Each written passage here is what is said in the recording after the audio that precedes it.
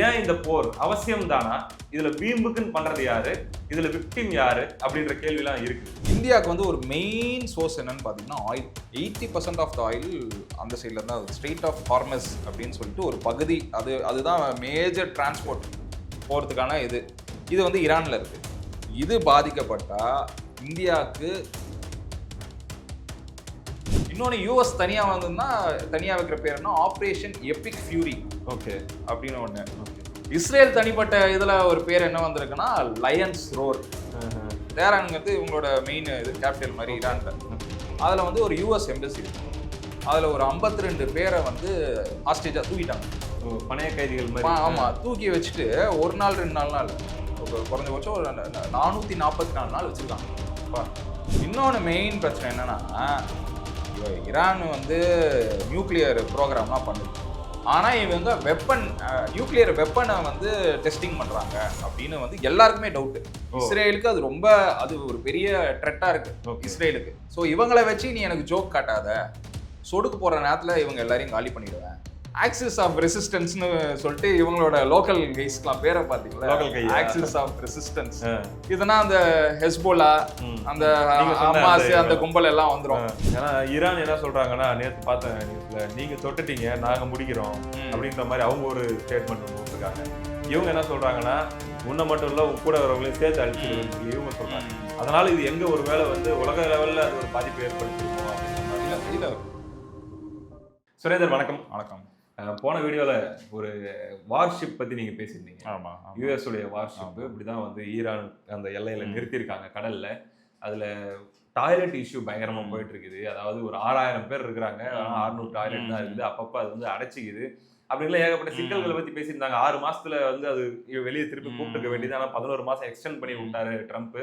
அதனால அங்க இருக்கிறவங்க மென்டலி ஸ்ட்ரெஸ் ஆயிட்டு இருக்காங்க. ஏன்னா எனி டைம் வார் வரலாம் அப்படின்றதெல்லாம் கூட நீங்க சொல்லிட்டு இருந்தீங்க. பார்த்தா இப்ப நியூஸ்லாம் ஃபிளாஷ் ஆக ஆரம்பிக்குது, வார் ஆரம்பிச்சிருச்சு அப்படின்ட்டு. இப்ப அதனாலதான் அங்க அவங்க இத்தனை மாசம் இருக்க வச்சிருக்காங்க அப்படின்றத நம்மளால புரிஞ்சுக்க முடியுது. இந்த நேரத்துல நான் உங்ககிட்ட கேட்க நினைக்கிறது என்னன்னா, சோசியல் மீடியால நான் பார்க்கும்போது என்னுடைய ஃப்ரெண்ட்ஸே நிறைய பேர், ஏன்னா உலகமெங்கும் இருக்கக்கூடிய தமிழர்கள் நிறைய பேர் நமக்கு நண்பர்களா இருக்காங்க. இங்க இருந்து வேலைக்கு போனவங்களும் நமக்கு நிறைய நண்பர்களா இருக்காங்க அந்த கண்ட்ரீஸ்ல, யூஏஇல, இன்னும் கத்தார்ல, அங்கெல்லாம். அவங்க கூட போஸ்ட் எல்லாம் பார்க்கும்போது சவுண்ட் எங்களுக்கு கேட்குது, எங்களுக்கு வந்து கொஞ்சம் தூரத்துல இந்த மாதிரி வெடிச்சிருக்குது, இல்லை அட்டாக் நடந்திருக்குது, எங்களால் சத்தத்தை கேட்க முடியுது அப்படின்னு சொல்லி ஒரு மாதிரி அச்ச உணர்வோட அவங்க போடுற பதிவுகள்லாம் கூட பார்க்க முடியுது. அவங்களை நினைச்சு நமக்கு இங்க பதைக்குது மனசு. ஆக்சுவலி என்ன நடக்குது, எதனால இந்த போர், இந்த போர் தேவைதானா? ஏன்னா வழக்கமா என்னை பொறுத்த வரைக்கும் அடிப்படையிலேயே எனக்கு போர்னா சுத்தமா பிடிக்காது. யாருமே வந்து ஒரு நாள் இன்னொரு நாட்டோட போரிடுறது அப்படின்றது எனக்கு பிடிக்காது. அது சரி தப்பு அப்படிங்கிறத தாண்டி அதுல ஒரு உயிர் போதுனாலும் நம்மளால தாங்கிக்க முடியாது. அந்த மாதிரி கேரக்டர் தான் நான். பெரிய உலக அரசியல் ஞானம்லாம் நமக்கு கிடையாது. உங்க கூட பேச பழக ஆரம்பிச்சதுக்கு அப்புறம் தான் இந்த சப்ஜெக்டே நான் வந்து கவனிக்க ஆரம்பிக்கிறேன். அப்படின்னும் போது ஏன் இந்த போர் அவசியம் தானா? இதுல வீம்புக்குன்னு பண்றது யாரு, இதுல விக்டிம் யாரு அப்படின்ற கேள்விலாம் இருக்குது. சொல்ல முடியுமா கொஞ்சம்? ப்ரோ, இது வந்து என்னன்னு பாத்தீங்கன்னா, இது வந்து ஒரு 3 பேர் நம்ம எடுத்துக்கலாம். நம்ம வடசென்னை மாதிரி இவங்க எல்லாரையும் ஒன்றிணைக்கிறது ஈரான் தான். அது மாதிரி யூஎஸ், இஸ்ரேல், ஈரான் ஒரு ட்ரையாங்கிள் மாதிரி. யூஎஸ்க்கும் ஈரானுக்கும் என்ன பிரச்சனை, இஸ்ரேலுக்கும் ஈரானுக்கும் என்ன பிரச்சனைன்னு பார்ப்போம். ஃபர்ஸ்ட் யூஎஸ் ஈரான் போயிடலாம். 1953 இவங்களுக்கு பிரச்சனை போயிட்டு இருக்கு. நீங்க நேற்றுலாம் இல்லை, 1953 என்னது கூடிதா அப்படின்னு ஒரு ஆப்ரேஷன் இவங்க நடத்துறாங்க, யூஎஸும் யூகேவும் சேர்ந்து. அப்போ வந்து ஈரான்ல வந்து டெமோக்ராட்டிக்கலி எலெக்டட் பிரைம் மினிஸ்டர் ஒருத்தர் இருக்காரு, முகமது மசேதான்னு நினைக்கிறேன். அவர் என்ன நினைக்கிறாரு, அந்த ஆயிலை வந்து நேஷனலைஸ் பண்ணணும்னு நினைக்கிறாரு. இவங்களுக்கு அதுல விருப்பம் இல்லை. இவங்க அப்போ வந்து பிரிட்டிஷ் மொனார்கி, அந்த இது புரியுது, க்ரௌனு அந்த டைம். அப்போ யூஎஸும் யூகேவும் என்ன பண்ணுது, இவரை தூக்குறாங்க, இந்த எலெக்டட் பிரதமரை. அவங்க ஆளை வைக்கிறாங்க, ஷா முகமது ரேசா பலானின்னு சொல்லிட்டு அந்த ஒரு அவங்க எலெக்ட் பண்ற ஒரு பிரைம் மினிஸ்டர் வைக்கிறாங்க. அவர் வந்து ரொம்ப ஃப்ரெண்ட்லியா இருக்காரு இவங்களோட. ஸோ இவங்களுக்கு என்னென்னலாம் அங்க பண்ணணுமோ அவர் வந்து அக்செப்ட் பண்ணிக்கிறாரு. அதனால ஒரு நல்ல ஆலியா இருக்காரு. இது வந்து ஈரானியன்ஸ்க்கு ஒரு பிடிக்கல அவங்களுக்கு. என்னடா இது, அப்பையிலேருந்து நம்ம பார்த்துட்டு இருக்கோம், எல்லாம் நம்மளோட கண்ட்ரியோட எல்லா இதுலையும் அவங்க வந்து இன்டர்ஃபியர் பண்ணுறாங்களே அப்படின்னு. அதுக்கப்புறம் 1979 பார்த்தீங்கன்னா ஈரானியன் ரெவல்யூஷன் ஒன்று வருது. ஸோ இந்த மொனார்கி கவர்மெண்ட்னா அந்த தலையீடு, க்ரௌன் தலையீடு இருக்கிற ஆலியா இருக்கிறவர் போயிட்டு இஸ்லாமிக் ரெவல்யூஷன் கவர்மெண்ட்டே ஃபார்ம் பண்ணுறாங்க. சுப்ரீம் லீடர்னு சொல்லிட்டு ஆயத்தோலா அலி கமினேனின்னு சொல்லிட்டு ஒருத்தர் அவர் எலெக்ட் பண்ணுறாங்க. அவர் வந்து பார்த்தீங்கன்னா கம்ப்ளீட் இஸ்லாமிக். ஸோ கம்ப்ளீட் இஸ்லாமிக்னு வரும்போது என்ன ஆகுது, உங்களுக்கு வெஸ்டர்ன் கல்ச்சர்லாம் அப்போஸ் பண்ண ஆரம்பிக்கிறாரு. ஓகே. கம்ப்ளீட்டாக அவர் அகேன்ஸ்ட் வெஸ்டர்ன். ஸோ வெஸ்டர்ன்னு நீங்கள் வந்து அப்போஸ் பண்ணாலே ஆப்வியஸாக யூஎஸ் உள்ள வந்துடும். ஸோ அவங்களுக்குள்ள கான்ட்ராஸ்ட் அப்படியே கிரியேட் ஆகும். ஆமாம், அவர் வந்து யூஎஸோட ஐடியாலஜி அவருக்கு அதெல்லாம் பிடிக்க மாட்டேங்குது. ஸோ இது இப்படி இந்த லெவலுக்கு போயிடுச்சா, இதுக்கப்புறம் தான் மெயின் கதையே இதில் தான் இருக்குது. இதில் தான் வந்து வெடிச்சிட்டாங்க யூஎஸ். என்ன பண்ணியிருக்காங்க, டேரானில் வந்து, டேரானுங்கிறது இவங்களோட மெயின் இது கேபிட்டல் மாதிரி ஈரானில். அதில் வந்து ஒரு யூஎஸ் எம்பசி இருக்குது. அதில் ஒரு 52 பேரை வந்து ஹாஸ்டேஜாக தூக்கிட்டாங்க. பணைய கைதிகள் மாதிரி. ஆமாம், தூக்கி வச்சுட்டு ஒரு நாள் 2 நாள்லாம் இல்லை, குறைஞ்சபட்சம் ஒரு 444 நாள் வச்சுருக்காங்க. இதெல்லாம் வந்து ஹிஸ்டரியிலே ரொம்ப மோசமான விஷயம், புரியுதா? இன்னொரு கண்ட்ரியில இருக்கிற ஒரு ஆளை, அதுவும் எம்பசிங்கிறது எதுக்கு புரியுது, தூதரகம் அப்படிங்கிறது 2 நாட்டுக்கான உறவு சம்பந்தப்பட்ட அந்த இடத்துலயே 52 பேரை தூக்கிட்டு 444 நாள் அங்க வச்சிருக்காங்க இரானியன்ஸ். ஆமா, இது வந்து அவங்களுக்கு ரொம்ப மோசமா போயிடுது. இன்னொன்னு என்ன பாத்தீங்கன்னா, ஒரு மிலிட்டரி கான்ஃபிளிக்ட், ஒரு மிலிட்டரி ஆலை படி பாத்தீங்கன்னா, யூஎஸ்க்கு வந்து அங்க நிறைய ஆலிஸ் இருக்காங்க. லைக் சவுதி அரேபியா, இஸ்ரேல் கூட அவங்களோட ஆலை தான். ஆனா இவங்களுக்கு எப்படின்னு பாத்தீங்கன்னா, அவங்களோட மிலிட்டரி இப்போ எப்படி சொல்றது, மிலிட்டன்ஸ்ன்னு சொல்லுவாங்கல்ல, அவங்கள ஒன்றும் இன்னொரு கண்ட்ரிலாம் சப்போர்ட் கிடையாது. இவங்களே மிலிட்டன்ஸ் சப்போர்ட் பண்ணுது. ஹெஸ்போலா அப்படின்னு சொல்லிட்டு லெபனன்ல ஒரு ட்ரூப் அது. ஓகே. அவங்கள வந்து ட்ரெயின் பண்றது, அவங்களுக்கு செலவு பண்றது, புரட்சி படை அப்படின்னா இவங்கலாம் வந்து ஆன்டி வெஸ்டர்ன். ஓகே. ஸோ இவங்கலாம் கம்ப்ளீட்டா அகேன்ஸ்டா யார் இருக்காங்களோ அவங்களுக்குலாம் வேலை செய்வாங்க. ஸோ என்ன ஆகுது, அங்க இருக்கிற யூஎஸ் எம்பசியோ இல்லை யூஎஸ் மிலிட்ரி பேஸ் ஏதாவது இருந்தா அவங்கள போய் நோண்டுறது. ஓகே. நீ என்ன இங்க இருக்க, எங்க ஊர்ல வந்து நீ எங்களை வந்து சொல்றதுக்கு நீ யாரு அப்படின்னு சொல்லிட்டு அப்பலேருந்தே இவங்க வந்து ஒரு பிரச்சனை பண்றாங்க. இதனால ஈரான் என்ன பண்ணுது, இந்த மாதிரி ஆளுங்கெல்லாம் ஏன் வந்து காசு கொடுத்து ட்ரெயின் பண்ணுதுன்னா, அவங்களுக்கு ஒரு பயம். சரி, இது யூஎஸ் தலையீடு ரொம்ப இருந்தா நம்மளுக்கு ஏதோ பிரச்சனை வரப்போகுதுங்கிறதுக்காக தான் அவங்க இதெல்லாம் பண்ணிட்டு இருக்காங்க. இன்னொன்று மெயின் பிரச்சனை என்னன்னா, ஈரான் வந்து நியூக்ளியர் ப்ரோக்ராம்லாம் பண்ணுது. இவனுங்க என்ன நியூக்ளியர் ப்ரோக்ராம் பண்றேன்னு வெளில, இதுதான் இப்போதைக்கு பெரிய பிரச்சனை. இது ஒரு பெரிய கான்ஸ்பிரசி. என்ன பண்றாங்கிறதே தெரிய மாட்டேங்குது. இவங்க என்ன சொல்றாங்க, பீஸ்ஃபுல் ப்ரோக்ராம்ங்கிறாங்க. பீஸ்ஃபுல் ப்ரோக்ராம்னா ஒரு எனர்ஜி சோர்ஸுக்கு, ஓகே, ஒரு மெடிக்கலுக்கு, இந்த மாதிரி பண்றது தான் வந்து பீஸ்ஃபுல் ப்ரோக்ராம். ஆனா இவங்க நியூக்ளியர் வெப்பனை வந்து டெஸ்டிங் பண்றாங்க அப்படின்னு வந்து எல்லாருக்குமே டவுட். அதுவும் இல்லாமல் இவங்க ஆக்டிவிட்டிலாம் எப்படி இருக்குன்னா, ஆன்டி வெஸ்டர்ன் அந்த மாதிரி ஆளுங்க பார்த்தா, ஃபார் எக்ஸாம்பிள் சிரியா, ஈராக்கு, அதுக்கப்புறம் ஈமன், இந்த மாதிரி கண்ட்ரீஸ்லாம் இருக்கு பார்த்தீங்களா, அவங்களோட ரொம்ப க்ளோஸாக இருக்காங்க. அங்கே இருக்கிற மிலிட்டன்ஸ்க்கு இவங்க நிறைய ஃபண்ட் பண்ணுறாங்க. இதெல்லாம் வந்து என்ன ஆகுது, அந்த கம்ப்ளீட் மிடில் ஈஸ்டில் அவங்களுக்கு ஒரு டவுட் வருது. இவங்க என்ன இந்த மாதிரி இருக்காங்க, இவங்களோட நியூக்ளியர் வந்து நிஜமாலே ஒரு பீஸ்ஃபுல் ப்ரோக்ராம் தானா, எங்களுக்கு பெரிய டவுட்டாக இருக்குங்கிறதும் ஒரு பெரிய. யாருக்கெல்லாம் வருது இந்த டவுட்டு? அங்கே அந்த சுற்றி இருக்கிறவங்க எல்லாருக்கும் வருது, யூஎஸ்க்கும் வருது, மற்ற மிடில் ஈஸ்ட் கண்ட்ரீஸ்க்கும் அது எல்லாருக்கும் வருது. இஸ்ரேலுக்கு அது ஒரு பெரிய த்ரெட்டா இருக்கு. இஸ்ரேலுக்கு அதை பார்க்கும்போது அதுக்குள்ள வரேன் நான். அவங்களுக்கும் அது இருக்கு. ஏன்னா ஒன்று சொல்லணும், நீங்க நியூக்ளியர் வந்து டெஸ்டிங் பண்றோம்னா நீங்க வந்து வெளியில சொல்லலாம்ல, ஆமா நான் இந்த மாதிரி வெப்பன் டெஸ்டிங் பண்றேன், என் கண்ட்ரியோட இதுக்காக நான் பண்ணிட்டு இருக்கேன் அப்படின்னு. ஆனா இவங்க என்ன சொல்றாங்க, பீஸ்ஃபுல் ப்ரோக்ராம் இது வந்து நான் ஒன்றும் வெப்பனோ அந்த மாதிரி பயங்கரவாத சம்மந்தப்பட்டது நாங்கள் எதுவுமே பண்ணல அப்படின்னு சொல்லிட்டு இருக்காங்க. இது ஒன் ஆஃப் த மோஸ்ட் இப்போ இருக்கிற பிரச்சனைக்கு இது ஒரு முக்கிய காரணம். அடுத்து 2 பேர் பார்த்தீங்கன்னா இஸ்ரேலையும் ஈரானும். அடுத்த பஞ்சாயத்து அடுத்து இந்த ட்ரையாங்கல்ல வந்து இந்த சைடை கொண்டோம். இவங்க 2 பேருக்கு என்ன பிரச்சனைனா, இவங்க டைரக்டா இது வரைக்கும் அடிச்சுக்கிட்டது இல்லை. எந்த ஸ்ட்ராட்டஜி டையும் டிப்ளமேட்டிக் டைஸும் உங்களுக்கு கிடையாது. ஆனா ஈரான் என்ன பண்ணுது, டைரக்டா அடிக்க முடியாதுங்கிறதுனால இன்டைரக்ட்லி அந்த கூலிப்படையும்பாங்க பார்த்தீங்களா, அந்த மாதிரி நான் இப்போ சொன்ன பாருங்க, ஹெஸ்புல்லா அந்த லெபனன்ல அந்த மாதிரி ஈமன் சிரியாவோட மிலிட்டன்ஸை வச்சு இவங்களை அடிக்கிறது. ஒரு செகண்ட், நான் இன்டர்ஃபியர் பண்றேன்னு நினைக்க வேணாம். இப்போ ட்ரம்ப்புடைய ஸ்பீச் இன்னைக்கு நான் பார்த்தேன். அதுல வந்து உங்களுடைய அந்த படைகள்லாம் நான் அழிச்சிருவேன் அப்படின்னு சொல்றாரு, மென்ஷன் பண்ணி. அதை தான் நீங்க சொல்றீங்களா? ஆமா. And just recently killed tens of thousands of its own citizens on the street as they protested. It has always been the policy of the United States, in particular my administration, that this terrorist regime can never have a nuclear weapon. இது வந்து நீங்க Syria வார் இந்த மாதிரி பல வார் பார்த்துருப்பீங்க, பல attack பார்த்துருப்பீங்க. இவங்க ஒரே மோட்டிவ், அதுதான் பிரச்சனையே. ஸோ இவங்களை வச்சு நீ எனக்கு ஜோக் காட்டாத, சொடுக்கு போகிற நேரத்தில் இவங்க எல்லாரையும் காலி பண்ணிடுவேன் அப்படின்னு தான் அவர் சொல்றாரு. அதே தான் இஸ்ரேலுக்கும் பண்றாங்க. இந்த ஹம்மஸ்ன்னு சொல்லிட்டு காசா அந்த மாதிரி அவங்களுக்கு வந்து ட்ரெயின் பண்ணி அவங்களுக்கு ஃபண்ட் பண்ணி அனுப்புறது. இந்த மாதிரி இவங்கள வந்து நோண்டிட்டு இருக்குது இஸ்ரேல. ஸோ இஸ்ரேல் என்ன பண்ணுது, ஈரானை அட்டாக் பண்ணுது. ஈரானோட கான்சுலேட்டை அட்டாக் பண்ணி அங்க இருக்கிற ஒரு சீனியர் கமாண்டரை போடுறாங்க. சரி இது அளவு மீறி போயிடுச்சு, சரி வாடா பாத்துக்கலாம் அப்படின்னு சொல்லிட்டு 2024லயோ 25லயோ அந்த மூவ் எடுத்துடுறாங்க. எடுத்துட்டு இன்னும் அவங்களுக்குள்ள ஒரு பரபரப்பு இருந்துட்டே தான் இருக்கு. ஓகே, இதுதான் வந்து இந்த ட்ரையாங்கிள், இது இவங்களுக்குள்ள இருக்கிற பிரச்சனை. இன்னொன்று என்னன்னா, இஸ்ரேலுக்கு இன்னொரு பயம் இருக்கு. இவங்க வந்து அந்த பார்டர் படை இருக்குல்ல, நான் சொல்றேன்ல, இந்த ஈமன், சிரியா, இவங்களோடலாம் க்ளோஸா இருக்கிறது இஸ்ரேலுக்கும் ஒரு பயம். இவங்களோடலாம் ரொம்ப க்ளோஸா ஈரான் டிராவல் பண்ணுது, நாளை பின்ன நம்மளுக்கே ஒரு த்ரெட் ஆயிடும் அது. ஓகே ஓகே, அப்படின்னும் அவங்களுக்கு எல்லை சம்பந்தப்பட்ட பிரச்சனை. ஆமா, ஏன்னா அந்த இதுல இது வந்து ரொம்ப டேஞ்சரஸ் கேங். இந்த டேஞ்சரஸ் கேங் எல்லாம் இவங்க வந்து டச்ல இருக்காங்க அப்படிங்கிறது அவங்களுக்கு ஒரு ஃபியர் தான் இஸ்ரேலுக்கும். ஸோ அவங்களும் யோசிச்சுட்டே இருக்காங்க, ரொம்ப நாளா இந்த நியூக்ளியர் ப்ரோக்ராம் பத்தி கேட்குறோம், அதுக்கு எந்த இதுவும் இல்லை. ஸோ இதை வந்து எவ்வளோ ஸ்மூத்தா வந்து பேசி முடிக்க முடியுமோ அதுக்கும் இவங்க ஒத்து போறது இல்லை, எல்லாத்துக்கும் வந்து முரண்படுறாங்க. அதனால இந்த பேச்சுவார்த்தைலாம் முடிஞ்சு இப்போ இந்த சுச்சுவேஷன்ல வந்து நிக்குது. யூஎஸ் இஸ்ரேலு விசஸ் ஈரான்ல ஆப்ரேஷனுக்கு பேர்லாம் வைப்பாங்க. யூஸ்வலா இப்போ ஆப்ரேஷன் சிந்து நம்ம இந்தியா பாகிஸ்தான்ல வச்சோம்ல, எனக்கு அது கன்ஃபார்ம் நேம்னு தெரியல, எனக்கு ஒரு 3 பேர் வருது. பேர்லாம் பயங்கரமா இருக்கு. ஒன்று வந்து ஷீல்ட் ஆஃப் ஜூதா அப்படின்னு சொல்லிட்டு ஒரு பேர், அது வந்து கம்பைன்டு யூஎஸ் அண்ட் இஸ்ரேலுக்கு சேர்ந்த ஒரு பேரா அவங்க சொல்றாங்க. இன்னொன்று யூஎஸ் தனியா வந்ததுன்னா தனியா வைக்கிற பேர்னா ஆப்ரேஷன் எபிக் ஃபியூரி அப்படின்னு ஒண்ணு. இஸ்ரேல் தனிப்பட்ட இதுல ஒரு பேர் என்ன வந்திருக்குன்னா லயன்ஸ் ரோர். எல்லாம் ஆபரேஷன் தெலுங்கு படம் டைட்டில் மாதிரி வச்சிருக்காங்க. ஆபரேஷன் பேர்லாம் அதிபயங்கரமா இருக்கு.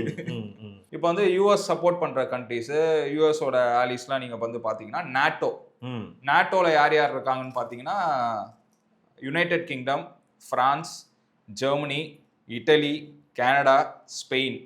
ஏசியா பசிபிக் ஆலிஸ் பார்த்தீங்கன்னா Japan, South Korea, Australia, New Zealand இருக்கு. ஆனால் நியூசிலாந்து வந்து ஒரு நான் நாட்டோ ஆலை தான். ஓகே. மிடில் ஈஸ்ட் பார்ட்னர்ஸ் பார்த்தீங்கன்னா Israel, Saudi Arabia, Qatar, UAE, டர்க்கியும் நாட்டோ மெம்பர்ஸ்குள்ள தான் வராங்க. அதர் டிப்ளமேட்டிக் பார்ட்னர்ஸ் அப்படின்னு பார்த்தீங்கன்னா பிரேசில், இந்தியா, சிங்கப்பூர். டிப்ளமேட்டிக்னா அப்படி ஒரு டிப்ளமேட்டிக்கா இருக்கிறது. ஆமா ஆமா. ஸோ இதுல உங்களுக்கு டவுட் வரும், ஏங்க உலகமே யூஎஸ் பக்கம் தாங்க இருக்கு, அப்படிதான் இருக்கிற மாதிரி இருக்கு.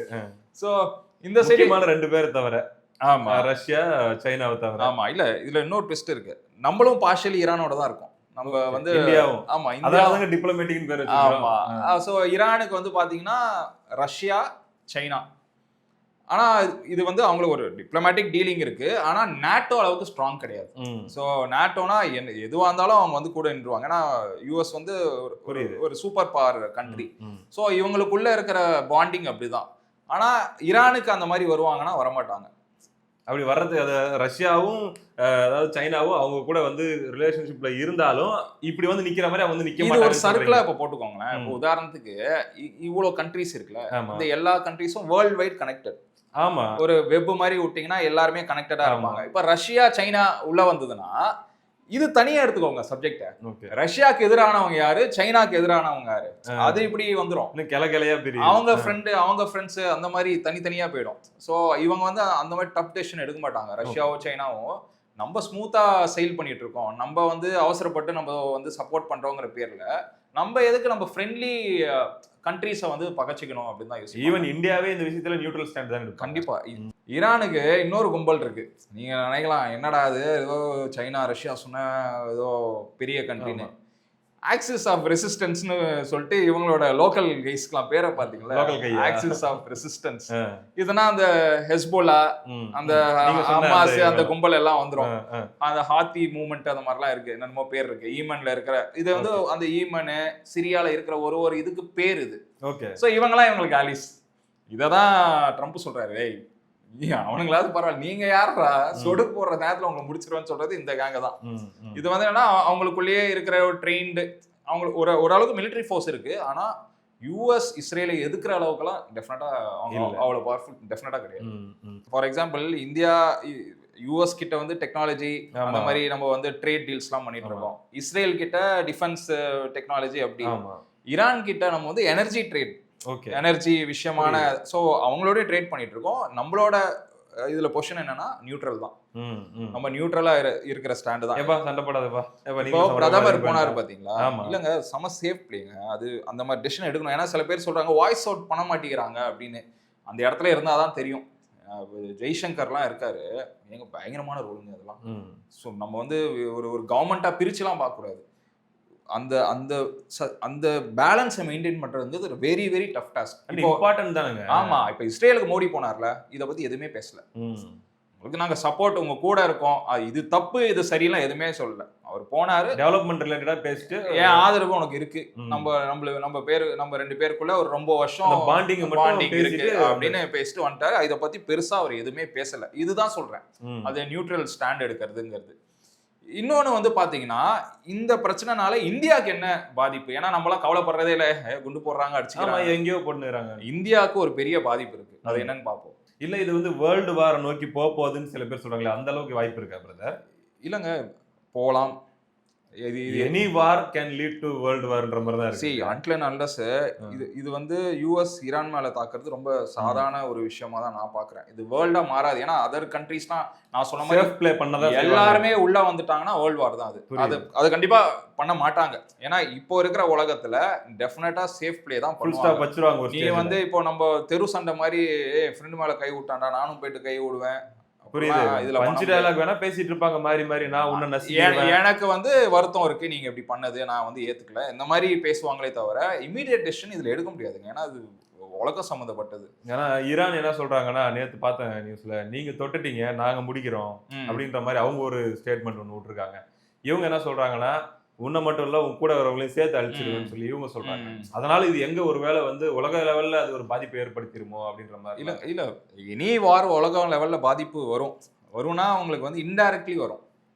அது நம்ம பார்ப்போம். இப்போ இந்தியா ஏன் இதனால நம்ம கண்டுக்காம இங்க உட்கார்ந்துட்டு இருக்கோம், அவங்க சண்டை போடுறாங்க, இந்தியாவுக்கு என்ன பாதிப்பு, அதான் நீங்க சொல்ல வந்தீங்க. அதை நம்ம பார்த்தோம்னா உங்களுக்கு நம்ம ஒரு கண்ட்ரியை பத்தி இவன் பேசுறான், இந்தியாவுக்கு மட்டும் உங்களுக்கு பாதிப்புனா மத்த கண்ட்ரிக்கு என்னென்ன இந்த மாதிரி பிரச்சனை இருக்குங்கிறதும் நீங்க கனெக்ட் பண்ணி புரியுது. இந்தியாவுக்கு வந்து ஒரு மெயின் சோர்ஸ் என்னன்னு பாத்தீங்கன்னா ஆயில். 80% ஆஃப் த ஆயில் அந்த சைட்ல இருந்தா, ஸ்ட்ரெயிட் ஆஃப் ஹார்மஸ் அப்படின்னு சொல்லிட்டு ஒரு பகுதி, அதுதான் மேஜர் டிரான்ஸ்போர்ட் போறதுக்கான இது வந்து ஈரான்ல இருக்கு. இது பாதிக்கப்பட்டா இந்தியாவுக்கு ஆயில், க்ரூட் ஆயில், ஸோ இந்த க்ரூட் ஆயில்ல இருந்து நம்ம எல்லாத்தையும் பிரிக்கிறோம், இது பிரச்சனையாயிடும். இது பிரச்சனைனால என்ன ஆகும், உங்களுக்கு பெட்ரோல் விலை ஏறிடும், விலைவாசி மொத்தமா ஏறும், இன்ஃப்ளேஷன் உச்சத்துக்கு போயிடும். ஆமா, இது அப்படியே உங்களுக்கு தெரியும்ல, இது எப்படி பேக் ஸ்டெப் பை ஸ்டெப்பா அந்த செயின் வந்துட்டே இருக்கும் அப்படின்னு. இந்த பெட்ரோல் விலை ஏறுறதுனால உங்களுக்கு வந்து இன்ஃப்ளேஷன் ஏறும். ஸோ இன்ஃப்ளேஷன் எப்படி நீங்க பிரிக்கலாம்னா, கூட்ஸ் சர்வீஸ்லாம் உங்களுக்கு ஏறிடும். ஃபார் எக்ஸாம்பிள் சாதாரணமாக சொன்னா, ஒரு காய்கறி டிரான்ஸ்போர்ட்டேஷன் அடி வாங்குமா, எங்க பெட்ரோல் விலை ஏற்றிட்டான், டிரான்ஸ்போர்ட்டேஷனோட காஸ்ட் ஏறும். ஸோ அது காய்கறியை வந்து ஒரு இடத்துல இருந்து இன்னொரு இடத்துக்கு கொண்டு வரதுக்கு அவன் அடிஷ்னலா காசு போடுவான். கடைசியில பார்த்தா ஒவ்வொரு குடும்பத்துடைய அன்றாட செலவு எல்லாமே போகும், பற்றாக்குறை ஏற்படலாம், எல்லாமே ஏற்படலாம். கண்டிப்பா இது மெயின். இது ரொம்ப சின்னதுன்னு நினைச்சுக்கிறோம், இது வந்து ரொம்ப ரைஸ் ஆயிடும் இது இவங்களோட இந்த சண்டைனால. இன்னொன்னு என்ன பாத்தீங்கன்னா, கல்ஃப்ல இருக்கிறவங்களுக்குலாம் பாதுகாப்பு இல்லை. இது கல்ஃப்ல நடக்குது. இதனால கல்ஃப்ல சுத்தி இருக்கிறவங்க எல்லாருமே எஃபெக்ட் ஆவாங்க. இல்ல வெளியே போக சொல்லிட்டு இருந்தாங்கன்ற மாதிரிலாம் நீங்க, அதுவும் பிரச்சனை தாங்க. வெளில போக சொல்லிட்டாங்க, எங்க போவாங்கன்றது அவங்க வேலை பண்றாங்க. இன்னொன்னு உங்களுக்கு தெரியுங்களா, இந்தியால முக்காவாசி ரெமிட்டன்ஸ் நம்பி தான் வாழ்ந்துட்டு இருக்கோம். உதாரணத்துக்கு என் ஊர்ல என் ஃப்ரெண்டெல்லாம் இப்போ வந்து இது சவுதியில தான் வேலை செய்யறான். அவன் வந்து அவங்க அம்மா காசு அனுப்புறான், சவுதியில இருந்து வேலை செய்யறான், அந்த பணம் மாசம் மாசம் அனுப்புறான். அதை நம்பி தான் அவன் ஃபேமிலி இருக்கு. எனக்கு தெரிஞ்சு நான் சவுத்துல மட்டும் சொல்றேன், சவுத்துல கல்ஃபை நம்பி பல பேர் இருக்காங்க. ஸோ அந்த பணத்தை நம்பி தான் இருக்காங்க. இவங்க நீங்க போங்க கிளம்பி போங்கன்னு சொல்ல ஒர்க் ஃப்ரம் ஹோம் அந்த மாதிரி கான்செப்ட்லாம் இருக்கா இல்லையா, அதுவும் இருந்தாலும் ஃபங்க்ஷன் ஆக முடியாது. கண்டிப்பா வார் போயிட்டு இருக்கு. வார்னு வந்துட்டாலே அது மட்டும் தான் இருக்கும் ஃபோக்கஸ். இப்போ கோவிட் வந்துச்சு, என்ன பண்ணோம்? இன்னொன்னு சூப்பர் விஷயம் என்னன்னா, 2 வீக்ஸ் முன்னாடியே எல்லாருமே சொல்லிட்டாங்க. ஃபர்ஸ்ட் நம்ம ஜெய்சங்கரை பாராட்டலாம்.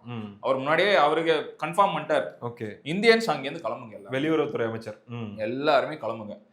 அதே மாதிரி ஒரு கண்ட்ரியா சொல்ல ஆரம்பிச்சிட்டாங்க. கனடால இருந்து சொல்ல ஆரம்பிச்சிட்டாங்க, அந்த சைடு மிட் ஈஸ்ட்ல இருக்கிற ஒரு கண்ட்ரியும் சொல்ல ஆரம்பிச்சிட்டாங்க, அங்கேருந்து நீங்க எல்லாருமே கிளம்பிடுங்க, அங்க டெஃபினட்டா ஏதோ ப்ராப்ளம் வரப்போகுது அப்படின்னு சொல்லி கிளம்பிட்டாங்க. இன்னொரு மேஜர் பிரச்சனை என்னன்னு பாத்தீங்கன்னா, இந்தியாவோட ஸ்டாண்டு.